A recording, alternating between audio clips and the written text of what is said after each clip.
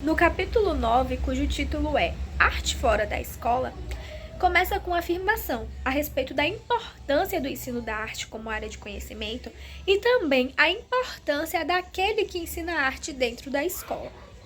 Porém, a partir dos últimos anos, percebemos que o ensino da arte vem migrando cada vez mais significativamente. Está migrando de dentro da escola para fora da escola, como por exemplo para projetos extracurriculares e pós-curriculares.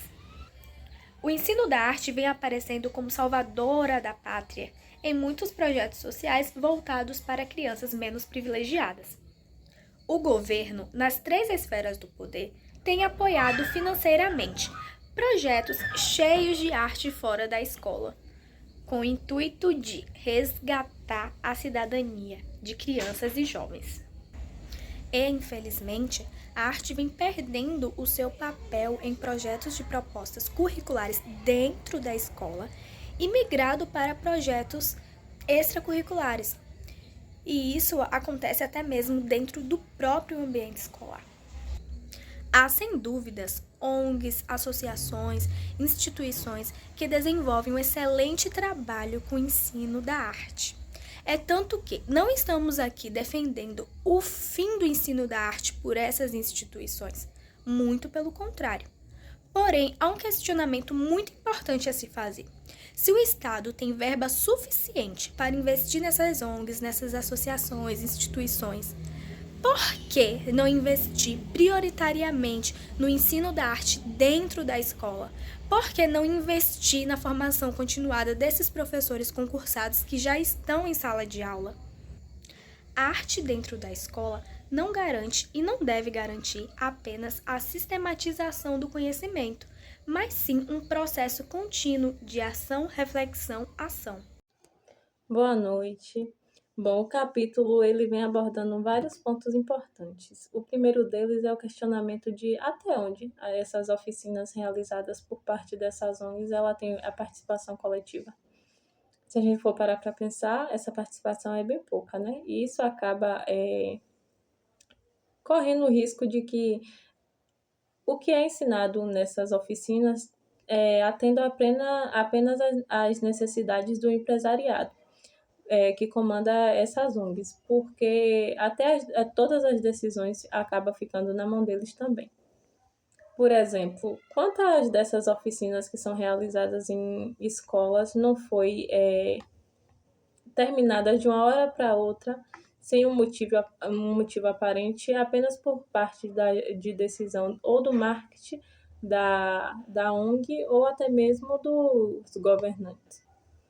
E isso, quando o ensino da arte é disponibilizado por meio faz parte do currículo escolar, é mais difícil de acontecer, né? Você não vai acordar em um belo dia e vai dizer, eu não quero mais que se ensine arte nessa escola e tudo bem.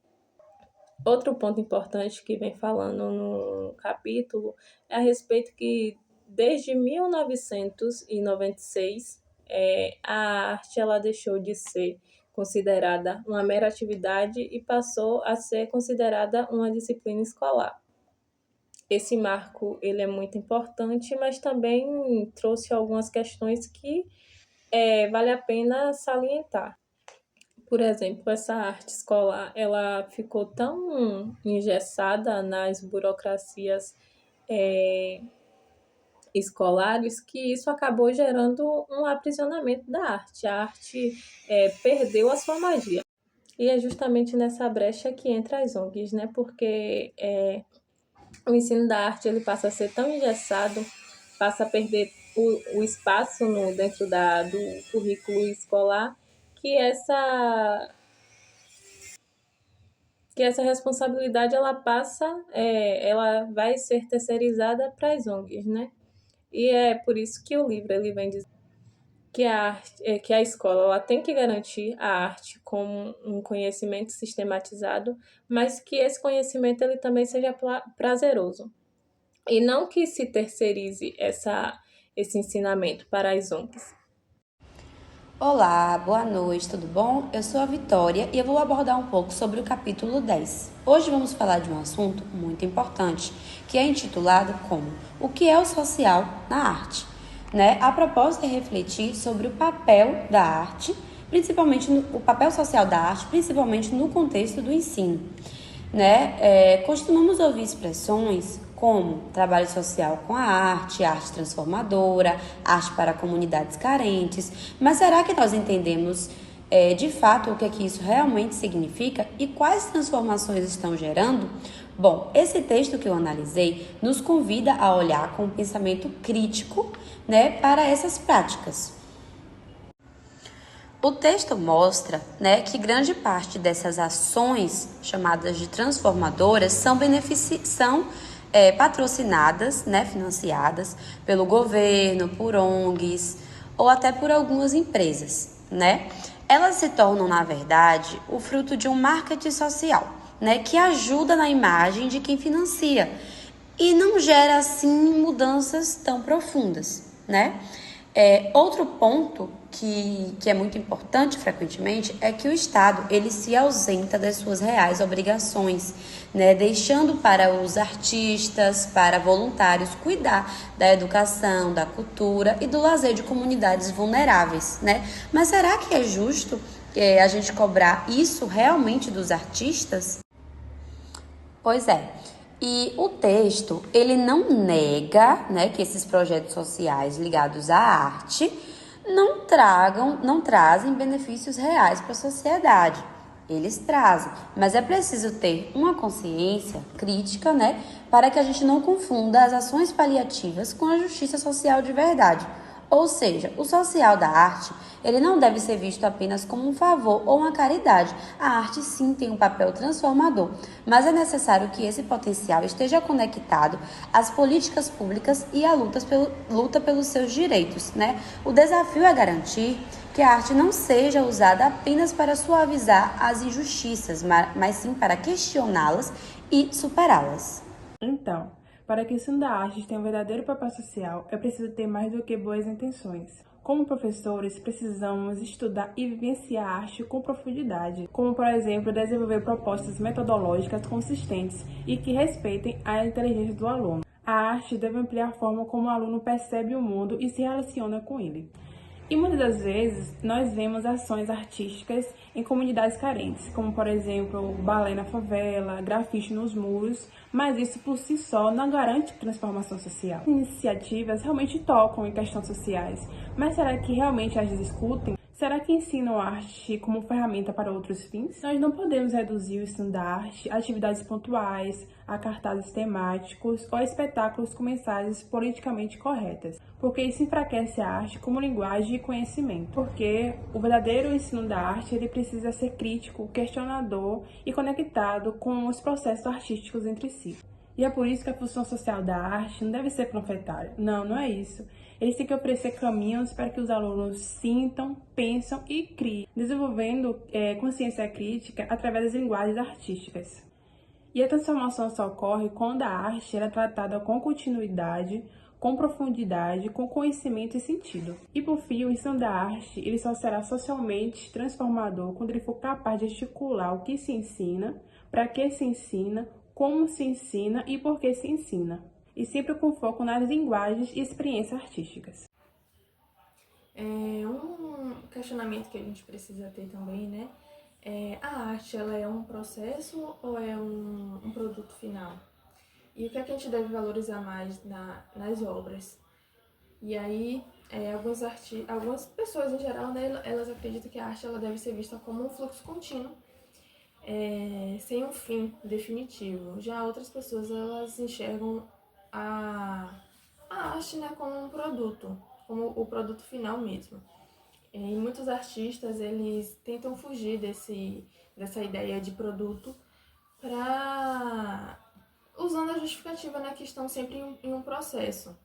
Mas também a gente tem que entender que alguns artistas, eles utilizam dessa ideia com um receio de críticas, da exposição de suas artes. E no museu a gente vê bastante isso, né? O contrário disso, na verdade, porque as obras elas são colocadas lá, né, para serem apreciadas, para serem vistas, mas ela só é visto o processo final daquela arte, já o produto. Então, é deixado de lado todo o trajetório artístico da pessoa que fez a obra. E dentro das escolas, principalmente, a gente precisa ter essa reflexão, né? A gente precisa trazer para dentro da escola esse trajeto artístico que eu acredito que é o mais importante, né? De como o artista se desenvolveu para chegar até ali e ter um entendimento maior da arte, né? Ter um entendimento mais profundo da arte. Então, a gente precisa equilibrar esses dois pontos, né? O processo e o produto final, para ter uma valorização dos dois. O capítulo 12 levanta o questionamento sobre o planejamento da disciplina de artes. A arte se planeja? Bom, de acordo com o senso comum, a arte está diretamente ligada à liberdade, à sensibilidade e à inspiração. Então, para o senso comum, a arte é algo que está além disso. Ela não se enquadra num padrão, ela não deve ser planejada, ela deve ser sentida e vivida de acordo com o momento. Já a escola, o ambiente escolar é visto como algo tradicional, algo que poderia ser comparado, como foi comparado no texto, com um presídio ou com um convento, algo que tenha muitas regras. E, de acordo com o senso comum, essas duas coisas não se complementam, elas não se misturam. Porém, quando se trata da disciplina de artes dentro das escolas, é necessário entender que, além da inspiração, além do sentimento da sensibilidade, é necessário que se tenha um planejamento, assim como todas as disciplinas, todos os componentes curriculares. E hoje em dia já se tem um planejamento de artes, só que em algumas escolas e em alguns lugares não se leva tão a sério como deveria ser, porque a arte vai além da sensibilidade e da inspiração. Ela tem que ir além de só fazer a arte ali naquele momento. Você tem que entender que a arte, ela tem que levar também o aluno a um pensamento crítico, a um pensamento social. Ele tem que entender que a arte vai além do que ele vai fazer ali. Ele tem que entender qual é o objetivo, qual é o aprendizado dele através da arte. Então, é sim necessário que a arte seja planejada e planejada de maneira séria, como todas as outras matérias. Então, de maneira geral, sim, respondendo ao questionamento do início do capítulo, a arte deve sim ser planejada, deve sim ser levada a sério, até porque ela é uma disciplina que é imprescindível, ela é muito importante para a formação do aluno.